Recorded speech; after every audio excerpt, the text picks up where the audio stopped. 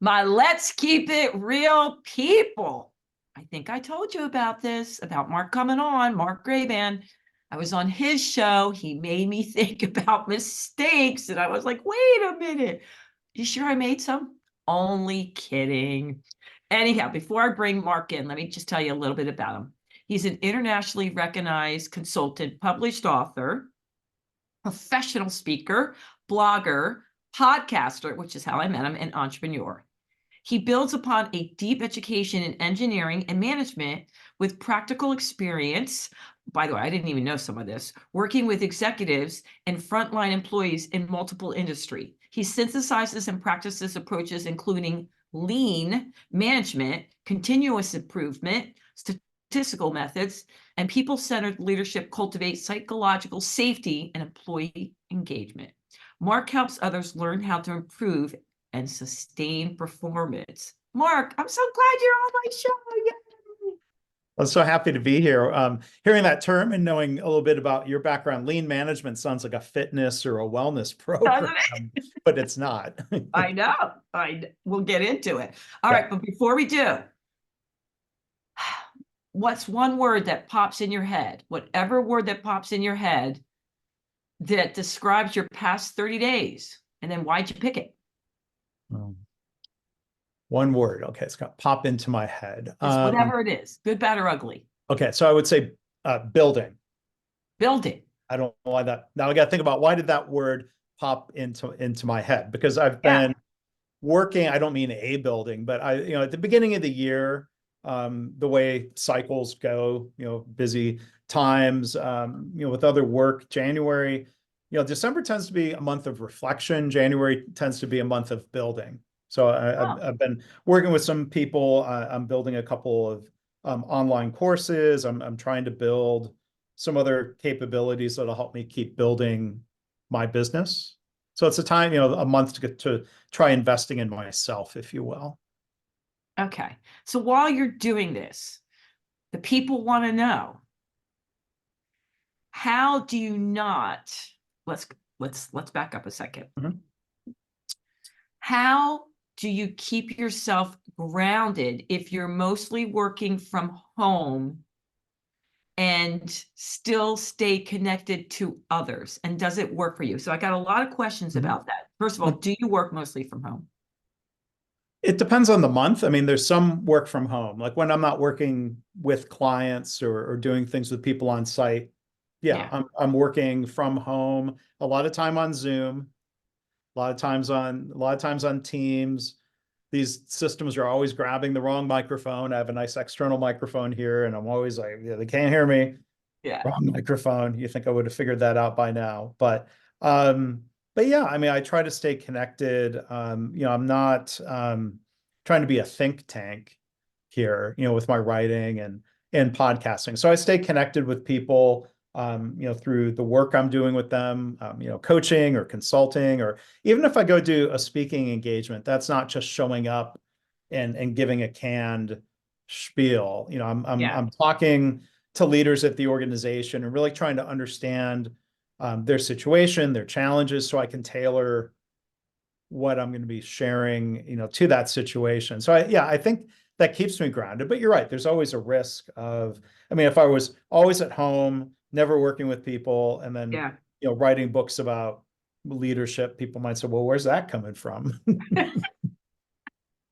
All right, well, I have a personal question. Do you feel connected as much? Like some of my friends say they feel just as connected on Zoom as if they saw me in person. Do you feel that? No, not as connected. Now, I mean, you're very engaging through Zoom. I've never met you in person. That would probably be better.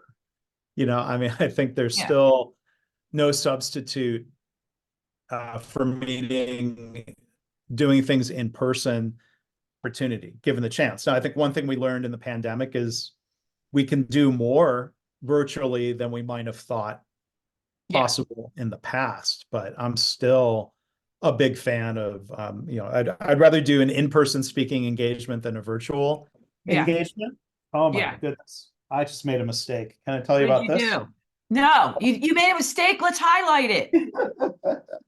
No, tell us what Oh, happened. okay. No, we Can did we take not a plan detour this, here? everybody. All right. It was a matter of time before this happened, and we captured it on camera, I think. Yay. We could go back and review the game notes. So I spilled water on myself. Thankfully, it wasn't hot tea, which it looks like you might be drinking. So it says coffee mug with the broken handle. Yes. So this is a my favorite mistake um, coffee mug. And the first time I had ordered these from a vendor online, I think I'd ordered 10 mugs, and at least half of them arrived broken. Broken Oh, handles. you arrived like that. They arrived broken. And I might need to stop and go grab a towel real quick. Spilled. I want you to go So, stop and grab a towel because they're going to think I planned this and I all didn't. right, I'll be All right right, you back. go do it. All right, so just so you know, when I was on Mark's podcast, The Mistakes That Make Us, I didn't know how to take that because I was thinking, I always trained my brain to say, okay, it didn't work out that time. Now what can I do? But after talking to Mark for a while, I realized I was learning from my mistakes. I just wasn't devastated by them. I was like, okay, there's always a solution, there's always a way out, and there's always a learning experience. I just was naming it something different. Yeah. I think we talked about that because it was Yes, we hard for me did. to say, and not that I don't screw stuff up because I'm like, I can't believe I did that or said that Yeah. or how did I I not make sign that paper? You know? I make mistakes all the time. I wish I didn't, but I try to be more honest about them and acknowledge them. This is one I'm going to laugh about, right? So let me tell the rest of the story here with the mug, and thankfully didn't spill water on my keyboard. I was just worried about that. Yeah, no, I didn't do that. But so these mugs were broken, and I emailed the company. I'm like, okay, we'll replace the broken mugs. And so they sent more. A couple of those were broken in the replacement order. So I've got these, mugs. I'm like, I'm gonna throw them away, or what do I do? But there's this Japanese art, and I'm gonna blank out on the name, but there's a Japanese term for taking like a broken bowl, or in this case, a broken mug, and you Yeah. glue it together with like, kind of a gold shimmery Yeah. powder and glue, and to make it more beautiful than it was before. And I think that that's so fitting with the theme of learning from mistakes. And if we can learn from mistakes, we're going to be better off Yeah. maybe than we would be if we hadn't made the mistake, or we'll be better off by learning from it instead of being in denial or blaming others. Absolutely. So these mugs with their glued on handles, I'm going to learn from this though. They have been really solid. Now, maybe my mistake is putting them through the dishwasher, Ooh, don't and do that. then Yeah. maybe Yeah. that was admittedly a mistake. And then, I guess it was just a matter of time then before it broke. So lessons learned, I'm not going to put these mugs in the dishwasher. I'm not going to use them with hot liquids because thankfully I have plenty of mugs without broken handles. Yeah. That could have been a lot worse, but I mostly spilled water because this is Yeah. work from home. Even though it's wintertime, I'm wearing shorts Uh, instead of, and yeah. Like I I'm wearing spilled, sweats with my I suit spilled jacket. water on my shorts. So I'll be mildly uncomfortable here as a reminder of my mistake. I'm happy I Now, could share that with you, Sandy. I'm so glad. And guess what? You get a chance to rebuild that mug again because you're going to be able to golden glue it if you want. Again, Yeah, it's I think that one's going to become like a pen holder, kind of like this other broken handled mug became. So or trash. All right. So now, and I mean this in the most honest way, I can talk about anything. Do you want to go change? no, I'm okay. You sure? Because we I'm can sure. edit, we can cut, we can change, we can do whatever we No, want. All I'm right. fine. I have derailed your show enough. No, you actually made it better. We were, I mean, just talking about it. And then I was just talking earlier about, don't do things just to prove your point. and people can see through it. It's so manipulative, I feel manipulated, but this was authentic, so you This, can't blame that stuff. yeah. So, All right. I looked up the Japanese word. It's kintsugi. So we've maybe kintsugi'd your episode. Yeah. And I've seen that before because my son's in art school and Yeah. he loves Japanese culture, but I Yeah. couldn't remember the name of it either. Yeah. All right. So I'll be able to tell him that we did that. Yeah. Okay. So I want to back up a little bit because I got a lot of questions Mhm. over and over again. I always make up people's names, Sally Bell and Billy Bell. Uh-huh. They ask over and over and over again, which I thought, wait, this is hysterical. Not about them, about somebody they know Mhm. who are well-meaning good people, but can't admit they make a mistake. Mm. And how, and I got it from employers, Mhm. I got it from spouses, Yeah.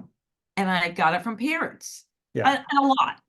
Mhm. How do you get someone who Mm. can't say, and a lot of times, there's a big thing in don't say you're sorry that much, don't, but we're talking about Yeah. bosses, Right. co-workers, the whole gamut, your kids.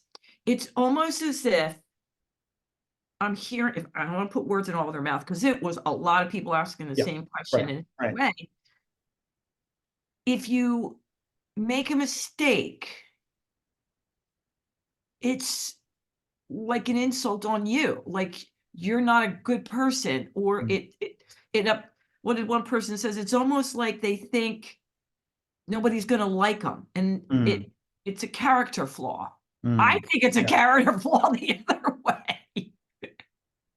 And I understand. I mean, look, there's a lot of emotion. I can understand the emotion of even what we just put upon ourselves or what we say to ourselves when we make a mistake. Like people may think things that are kind of self-shaming about a mistake, and that could come from. Look, I'm not a psychologist. I'm not a marriage counselor. I'm not a parent. Yeah.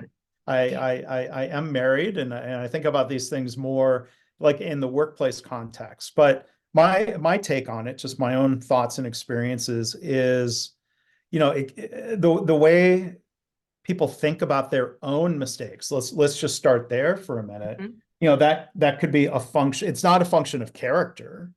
I think a lot of it is upbringing. How did your parents react to mistakes? How were you treated in school when you got a wrong answer or made a mistake or playing Gotcha. sports Yep. or in the workplace? There's a lot of unhelpful reactions to mistakes of people getting upset, blaming you for something that wasn't really your fault. All the time. And then I think people internalize that, and they might think, well, what's wrong with me, or shame on me. And I don't like the phrase, for example, if someone says, oh, well, that was a stupid mistake. Well, smart people make mistakes. Like if you make a mistake, it's really more about a lot of times being human, making a bad assumption. Like I made a bad assumption that the handle on this mug was Yeah. going to hold. You're going to make more mistakes when you're fatigued or when you get distracted. So there's a lot of factors that help lead to mistakes. A lot of workplaces don't Mm. set people up for success in terms of how the work is designed. But to answer the other part of the question, I think, if you're a leader, if you're a manager, if you're a business owner, what I've learned about some of the psychology behind this is, leaders really need to do two things. One is basically being willing to admit their own mistakes. Right now, a business owner, if they're the boss, like they can't get fired by anybody for admitting a mistake. They might be putting less at risk by Mm. leading the way, but depending on what's going on in their head, they may feel like, as you were saying, they may feel a sense of shame. They might think people will respect them less when actually the opposite is true.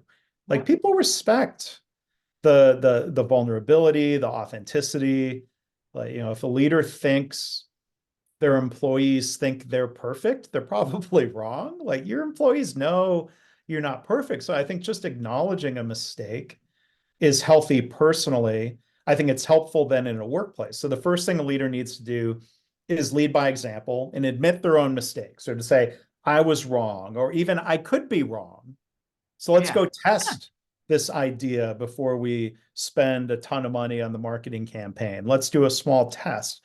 And then the second thing leaders need to do is rewarding others for speaking up in that same way. And I know it might sound weird to say you're going to reward people for making a mistake. I'm not saying write them a big check, but I'm saying something beyond don't punish people. When we Yeah. punish Yeah. people for mistakes, all that does is teach people to try to drive the mistakes underground. Yeah. And then none of us can improve. None of us can get better. So, I mean, if people don't like the word rewarding mistakes, I mean, you could say things like acknowledge the mistakes and react to them in a way that's constructive. And then I think over time, you can build people's comfort, or people use the phrase psychological safety. Instead of telling somebody you should speak up, it's your job. Good people speak up. People with high character admit mistakes. Well, no. People will admit mistakes when they feel like it's safe to do so, and when Yes. they think something positive will result from admitting the mistake. So leaders can really kind of cultivate the conditions where people feel safe to Yeah. speak up, even if they feel a sense of shame internally. You We know, try to work through yeah. that. I was thinking about that after I was on your podcast, because somebody asked me, did you have a lot of turnover with your health clubs? And Mark, we didn't. I mean, we're very fortunate. I was in business 30, so I didn't have that much turnover. Yeah.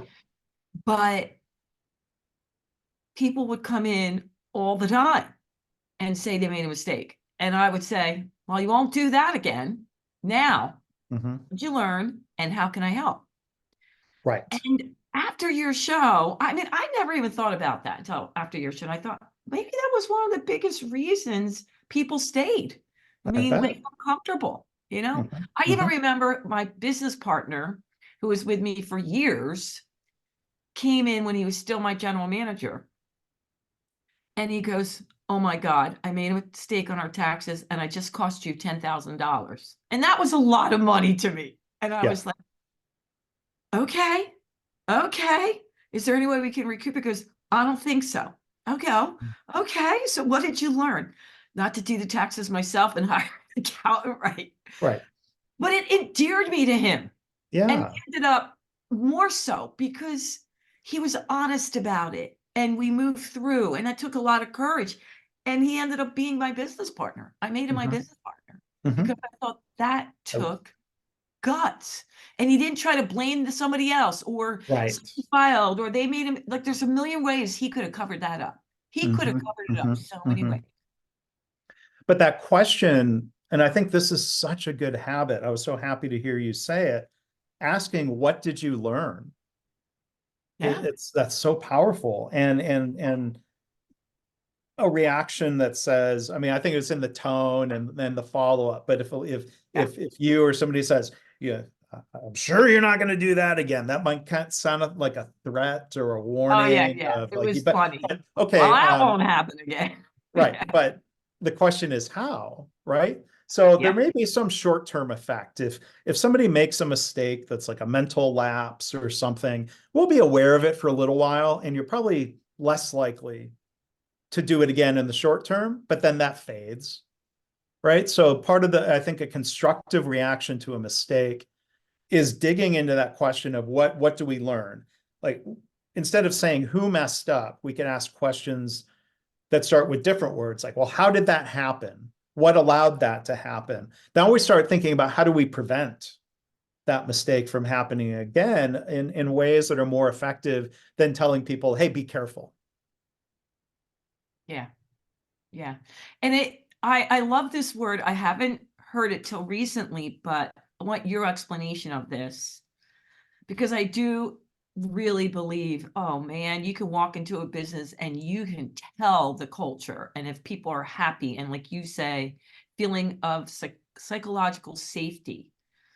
Tell me a little bit more about that, because you gave me the statement: to cultivate that culture in a workplace, leaders need to foster a feeling of psychological safety to help people feel safe speaking up. Mhm. I want to know more about what you consider psychological safety. Yeah. So there's different researchers and academics, out there with different definitions of psychological safety, different words to the same concept. So, I kind of synthesize some of those different definitions. Psychological safety basically is a feeling, or you could say a belief or a perception, that when I speak up, it's going to be rewarded instead of being punished. And, punishment could mean getting fired, getting yelled at. It could mean being kind of marginalized and being kind of outcast, like that, being ignored.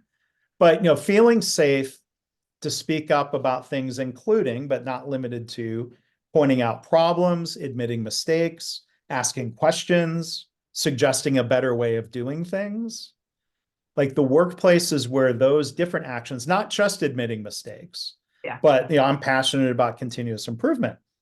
If people speak up, I've seen and heard stories from people. They're new to a job, they're new to a company.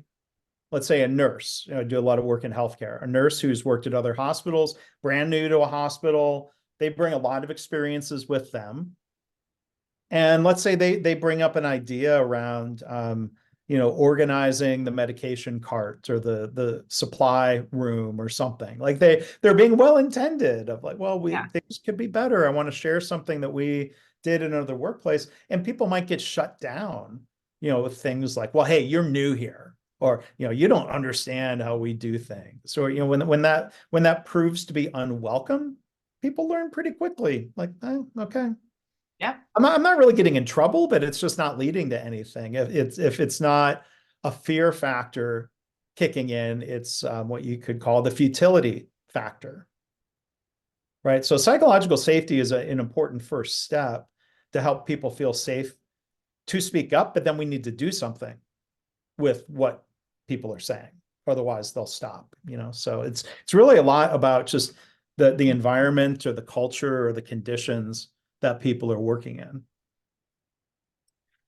I was thinking what you said before about a leader, and they have the best opportunity to be vulnerable and admit they make mistakes because they're not going to lose their jobs. But I never even thought about what of all the other people.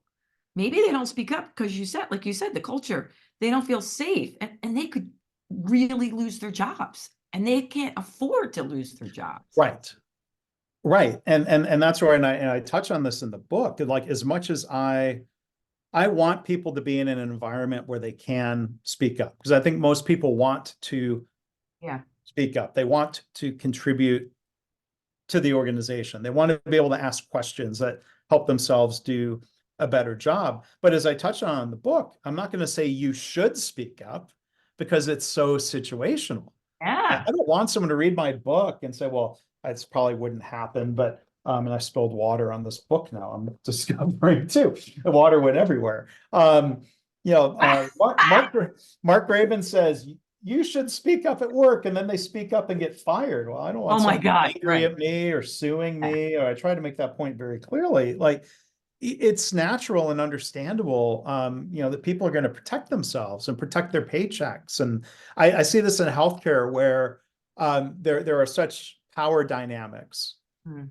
and hierarchies of, nurses being lower in the professional pecking order than the doctors or surgeons. And there's so many cases where nurses get bullied into keeping quiet.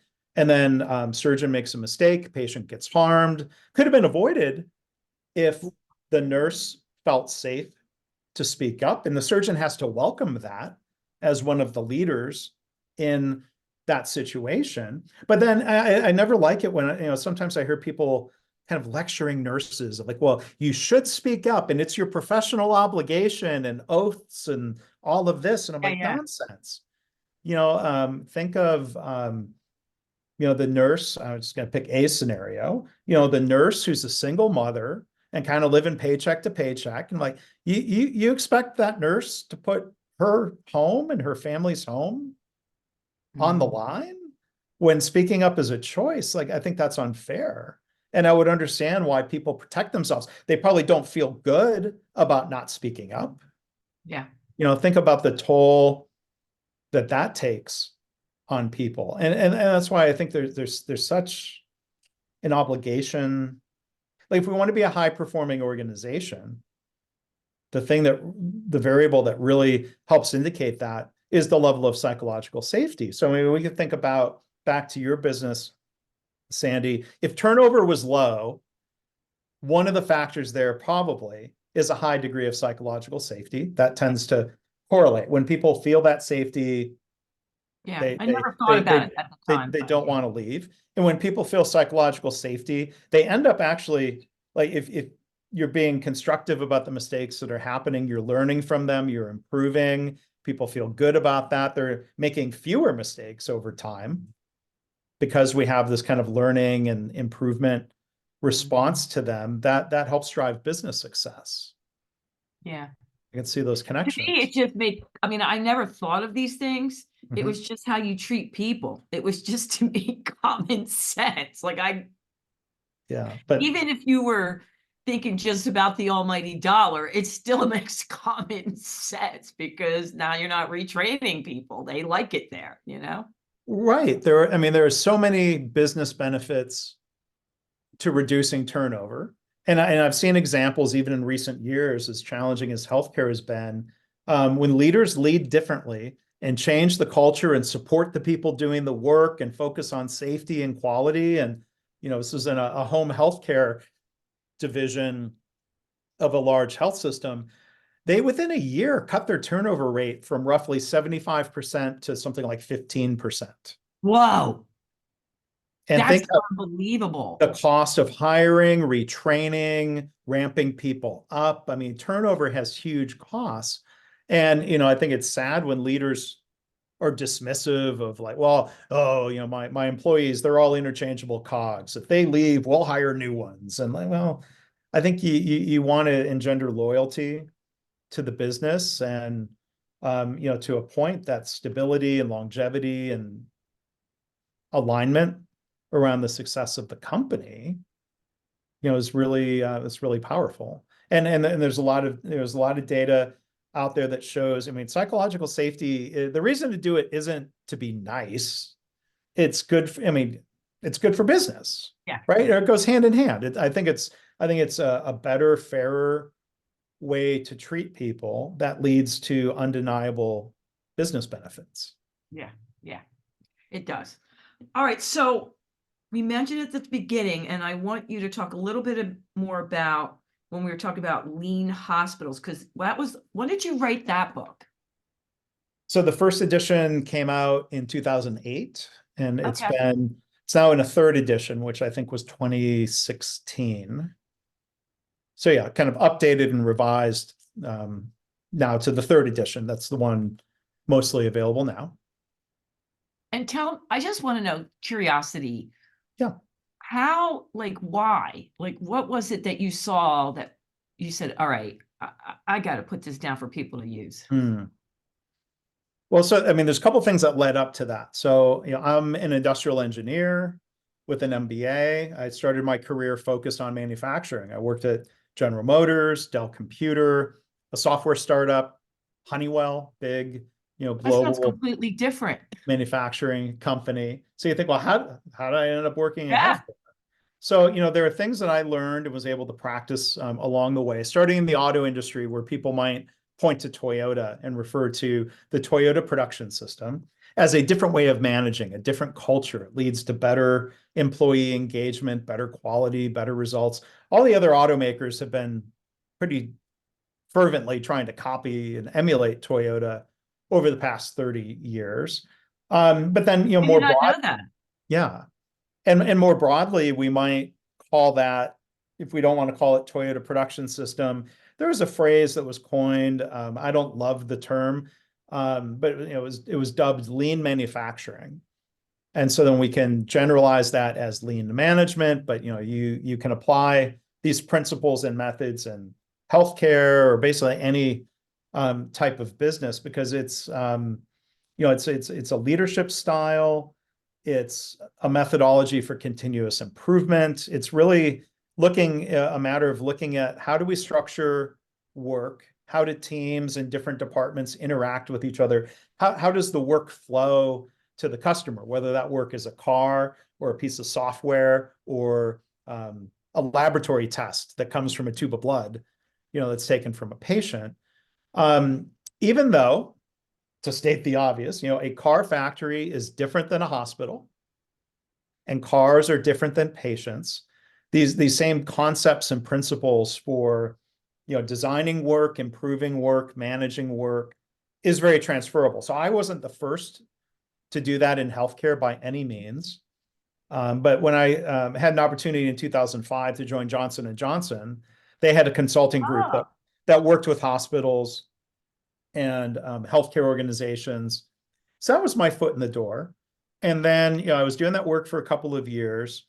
And then I had been blogging, which was kind of my practice writing in a way. I've always kind of considered myself a writer. And a couple, in 2008, I got introduced to somebody at a publisher who was looking for somebody to write an introductory book on quote unquote lean hospitals. So that's a different path than a lot yeah. of authors take, where they write the book and then try to find a publisher, or they have a pitch, Yeah, an yeah, yeah. idea, a That's me. That was proposal, me. and try to, so I got introduced to that publisher. I still had to write the proposal. I still had to go through their process, but that turned out to be my first book. And I mean, I'm watching you here telling me your journey, and it makes sense, but it seems so different because I'm like, wait a minute, wait a minute, wait a minute. Like that's over here, and then you're with Johnson and Johnson. And now to me, it looks like you've taken a full turn in general. I could be wrong on the mistakes that make us. And it's not just specifically those two. No, that's totally right. I mean, I'd written a couple of books that were very focused on, healthcare leadership, healthcare improvement. My last two books were very intentionally written just more broadly as Yeah. management books, for a number of reasons. So, the mistakes that make us has examples from healthcare organizations, from software companies, manufacturing companies, services companies. Because it kind of you boil down the key things. It comes down to people, the way leaders are behaving, some of the mindsets and the principles that we share. Like those are the things that are powerful and transferable, I would say. And then, the other dimension of it, my book, Lean Hospitals, has been translated into, I think, 8 different languages. So I've been able to travel, and I've been in countries including China and Brazil and Thailand. And to Oh, wow. see my book translated into their language is That's cool. kind of mind blowing. And I have no idea of knowing whether the translation is good or not, because I don't speak those languages. Oh my God. All right. So But these ideas are transferable. It's not about American absolutely. healthcare or Canadian healthcare. No translation required. Well, it Yeah. could be a Quebec French version, maybe. But like the way healthcare operates at the point of patient care tends to be pretty similar around different countries, even though the way we pay for healthcare obviously is very different. Like what I'm looking at is what you might call healthcare delivery.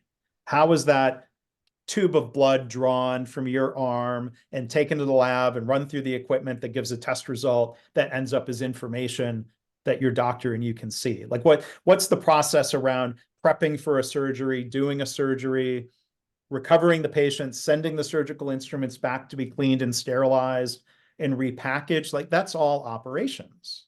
It's not manufacturing, but it's Yeah. operations. All right. So where did you enjoy the most? Where did you like, wow, they have their system down? Anywhere? Any country? In terms of healthcare Yeah. organizations. Yeah. Um, it's a great question. Or not down, but like, okay, they got it going on. Well, I mean, I think the exciting thing is seeing like when there's really dramatic improvement. Because I mean, I think a lot of times people will aim for, 2 or 3% improvement. You maybe kind of nibble around the edges of how the work is done, and okay, you might get 2 or 3% improvement. But when you really dig into the detail of how the work is done, and you start identifying, if you will, systemic causes of waste. Like this is not what's wrong with the workers, but this is Yeah, like the physical layout of departments, the flow, the size of carts that are used. And I think of a couple examples. One is, some work that I was involved in, in a big East Coast hospital. It was taking so long for the instruments to get from the operating rooms upstairs to the department in the basement that would clean, sort, yeah, sterilize, repackage those instruments. So surgeries were being delayed or canceled. That's bad for the patients. The surgeons get upset. When you talk about turnover and the risk of surgeons wanting to leave and go do procedures someplace else, it's really, bad situation. And this is not about telling people to work faster. It's about taking out the delays. yeah, I yeah, think of two examples. There's a funny parallel. So if the time, I'm trying to remember the exact exact times, but we were able to go and reduce that amount of time that it took to come downstairs and come back upstairs by something like 75%. Not by working faster, but by like using smaller carts. Like, so if you have a cart and instrument trays are accumulating, you tend to not move the cart downstairs until the cart is full. I call this is like the airport rental car shuttle bus problem. Of like, you're the first one on the shuttle bus, and then you sit there for 20 minutes because they seem hell-bent on not pulling away until it's full, right? yeah, yeah, I think, well, it might be wasteful, and maybe they need smaller buses that run more frequently. yeah, That might be, I don't know, it's a business decision to make. But looking at things like delays of why is it taking so long to get to the basement, and reducing what we call some of the batching, right? And just rearranging where some of the tables and where some of the equipment is, so that people can hand off their work more readily to the next person instead of piling it on a cart and then moving the cart when it's full. And you see dramatic reductions in that flow time. And now instruments are getting back up to the OR. The quality ends up being better as well, because we're making different process improvements that help prevent the mistake of leaving an instrument out of the tray. So improvements like this are supposed to be better for the people doing the work. You're making the work easier and less frustrating and yeah, less taxing. Better for the patients, better for the surgeons, better for the financial performance of the hospital. Then the other example I can think of is a public library in suburban Dallas. Now, this is not work I did, but I've been able to go visit and meet the people at this hospital or this library that were doing this work. And one of their key factors is like when they have popular books and Sandy returns the book and I'm waiting for it, it might have taken 2 days to get back on the shelf yeah, because yeah, big carts, yeah, delays, and so they did some process improvements. And one of the improvements literally was as simple as smaller carts. So now there's less delay of getting the book out to the shelf. There's less safety risk and ergonomic risk of pushing a heavy cart of books across a carpeted floor. And then the library patrons get notified more quickly. Hey, that book's available now. Come in and get it. There's employee satisfaction, employee safety, customer satisfaction. And guess what? The library doesn't need to own as many copies of a particular book. Right? It's meant to all go hand in hand instead of like, well, let's make things better for the customers at the yeah, expense of the workers. No, we want benefits for everybody involved. And a lot of it comes down to rethinking the way we do the work, challenging some assumptions. Like when people say, well, that's the way it's always been. yeah. Sometimes there's gold hiding behind that statement, you know? It's blowing my mind that, let's go with the hospital car in the Yeah. basement first. How one very easy thing to correct Mhm. made such a massive difference. Yeah. The size of the freaking car. Yeah. Like, and so many times I think it's something right in front of our face that seems like, well, how did you not see it? But we don't see it. And then, Mhm. somebody like you comes in and you're like, well, and you're like, duh. And Well, it affects so many people, that one thing. yeah. Well, and it ends up being many things. I'm kind of oversimplifying the story a bit, but the size of the cart and the Yeah, delay, but without even that well, one that was a thing, I'm key sure it was other factor. things, but even just Right. that one thing Right. made a huge But difference. when you say, yeah, then I've learned to be careful about when people have those, oh, duh moments. Like you need to try to uncover these opportunities in a way that doesn't make people feel bad. Yeah, yeah. And I'm not saying, well, duh, and I'm not trying to shame them of what's wrong with you for not having figured this out. But the one thing I've learned that works really, really well, it's not me coming in and pointing out the exact thing that needs to be changed, but I can teach them certain principles and concepts. I can teach them how to study the work, and they'll find these things 99 times out of 100.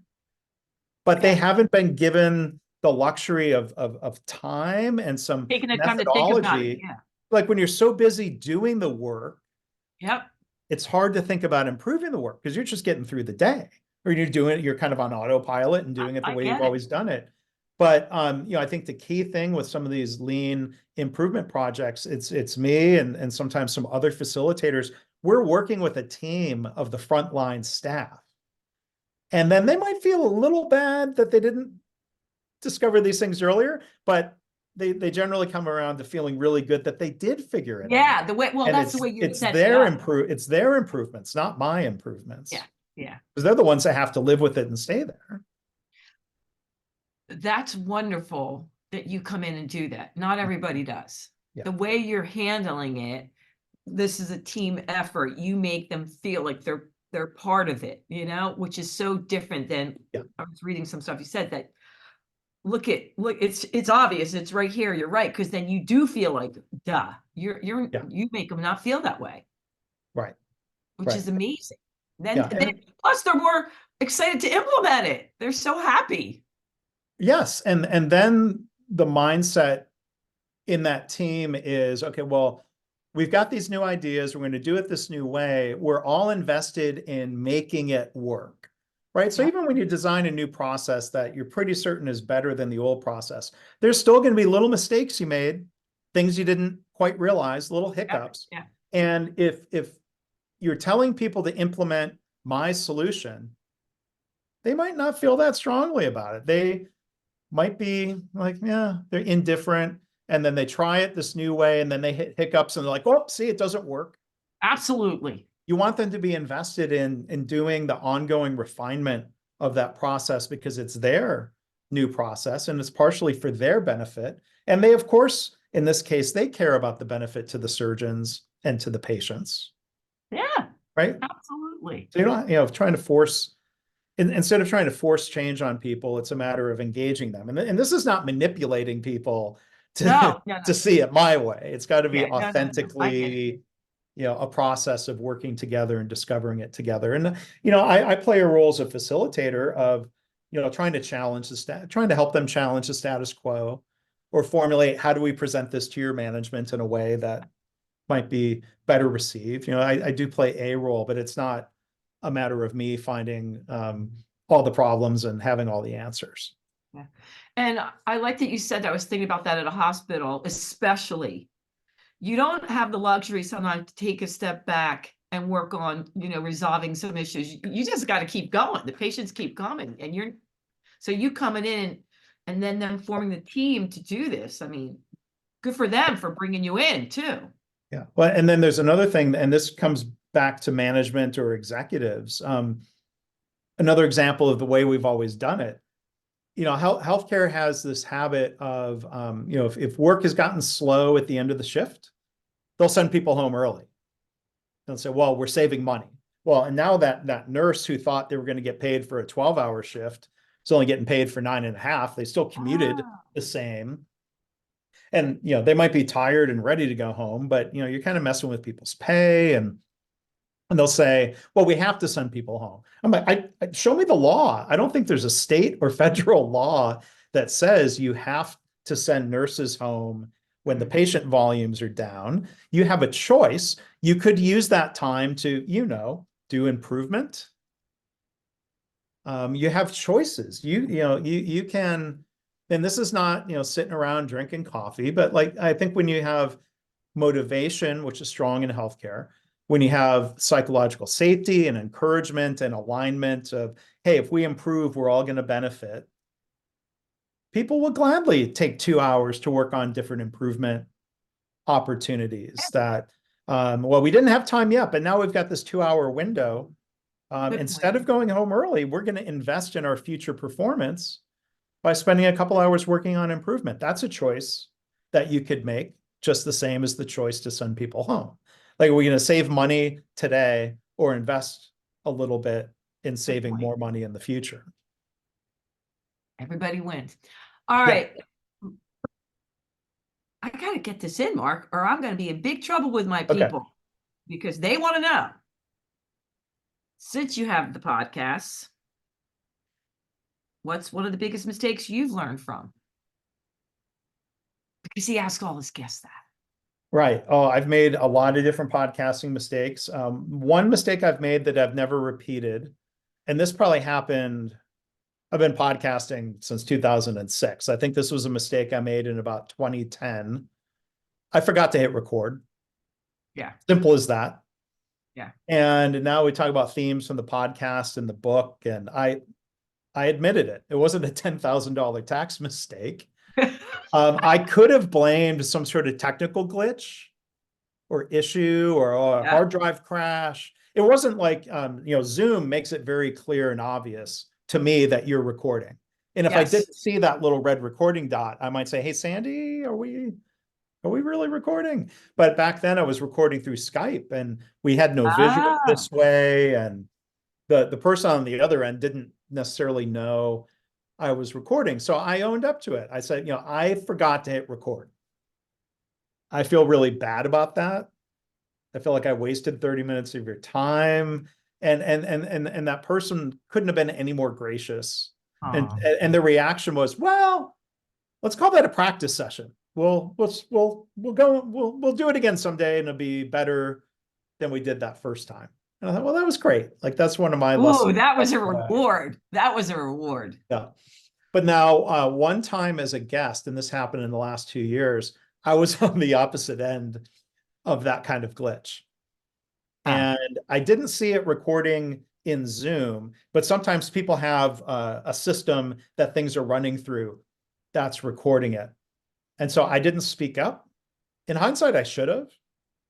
Like, hey, I don't see the recording thing. And they would have said, oh, it's running through and they might have noticed, oh, crap, it wasn't. Because then they came back to me and they I think they forgot to hit record. They sort of framed it more as, a technical glitch. But I had to repay it back. I reacted the exact same way. I'm like, you know what? Hey, no worries. These things happen. I've done that before. We'll do it again. And we did, right? I wasn't going to waste time being upset or bent out of shape about it. So that's one mistake. And I think the other mistake more generally, and I always, like, with guests, especially if they came through a PR firm, I would suggest, let's do a pre-call. Like, let's meet briefly. You and I did that before my favorite mistake. Partly just to make sure the person who's going to be a guest knows in advance, I'm going to ask them, what's your favorite mistake? And when that pre-call didn't happen, sometimes there were miscommunications or a lack of communication. And we start the episode and I ask that question and I could tell, oh God, this person has not been prepped. They don't have an answer. I'm putting them on the spot. And I realized, you know what? I could blame PR firms, or I can take responsibility for the situation of not putting that person in a bad spot. So with rare exception, like, it's a pretty hard set rule now. You have to do the pre-call so that we can check in, get acquainted, but mainly for me to double check, what this is not just show up and tell your usual 3 stories, that this is different. Because again, I think I want to be fair to the guests Yeah. and not put them in a bad position. And, that's a mistake where I made some adjustments. Like I could have just Yeah. blamed others, but I tried to take responsibility for what I could control to make that better.